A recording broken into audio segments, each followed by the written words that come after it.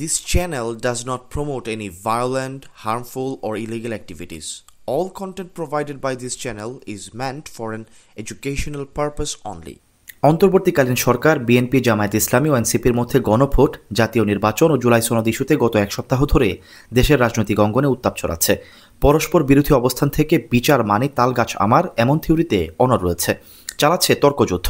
রাজনৈতিক এমন বিস্ফোরণমুখ পরিস্থিতিতে তিন বাহিনীর প্রধানদের সঙ্গে প্রধান উপদেষ্টা প্রফেসর মোহাম্মদ ইউনূসের সঙ্গে অনির্ধারিত জরুরি বৈঠক অনুষ্ঠিত হয়েছে। শনিবার সন্ধ্যায় রাষ্ট্রীয় অতিথি ভবন যমুনায় অনুষ্ঠিত বৈঠকে সেনাবাহিনীর প্রধান জেনারেল ওয়াকারুজ্জামান, নৌবাহিনী প্রধান অ্যাডমিরাল মোহাম্মদ নাজমুল হাসান, বিমান বাহিনী প্রধান air chief marshal Hasan Mahmud Khan এবং জাতীয় নিরাপত্তা উপদেষ্টা ডক্টর খলিলুর রহমান উপস্থিত ছিলেন।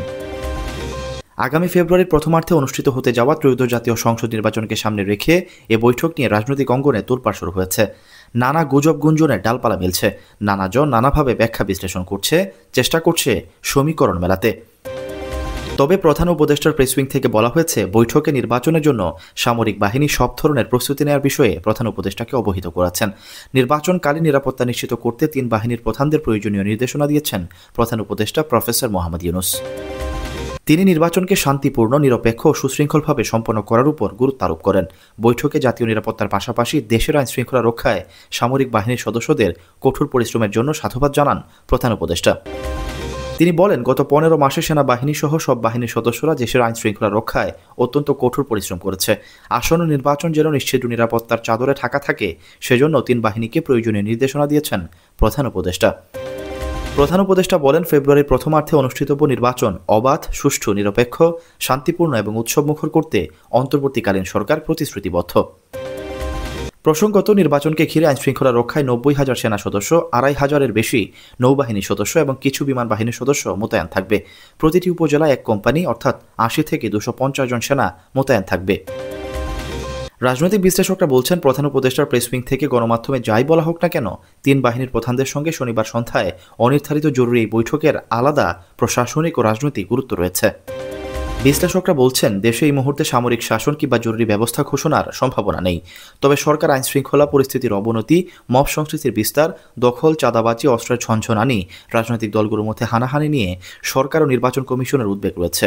এই অবস্থায় আগামী ফেব্রুয়ারিতে একটি অবাধ, সুষ্ঠু ও গ্রহণযোগ্য নির্বাচন উপহার দেওয়া কঠিন।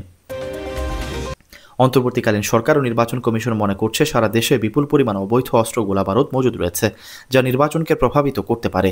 চট্টগ্রামের রাউজানে বিএনপির কর্মীর বাড়ি থেকে বিপুল পরিমাণ অস্ত্র উদ্ধার তারই প্রমাণ। এদিকে জামায়াত ইসলামী ইতোমধ্যে বিএনপি, যুবদল ও ছাত্রদলের ক্যাডারদের কাছে থাকা অস্ত্র উদ্ধারের জন্য সরকারকে চাপ দিয়ে যাচ্ছে।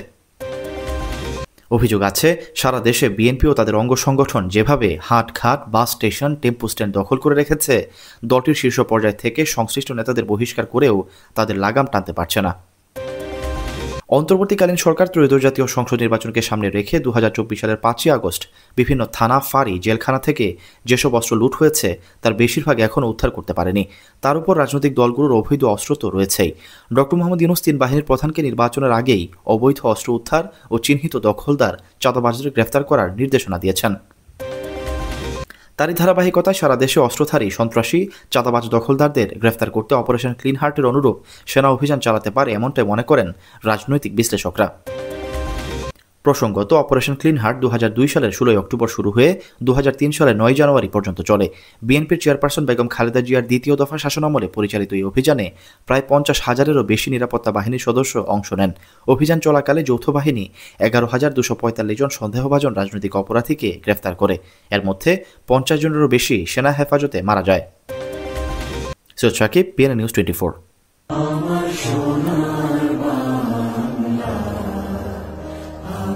তোমার